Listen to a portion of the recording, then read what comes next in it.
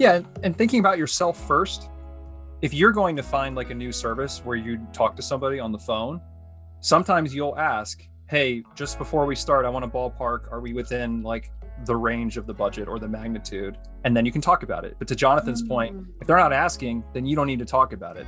I always say a helpful tip, at least that I use, is assume the sale is made and you're just talking about details, like even from the first call.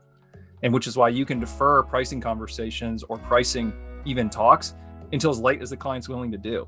I mean, sometimes if their first two conversations are, hey, we're penning out the scope and we're starting to get details on paper, I don't really feel pressure, and I would encourage you not to, like Jonathan said, you don't have to be pushing that on them until they're pulling for the pricing. There's no reason to even, I think, broach the topic most of the time.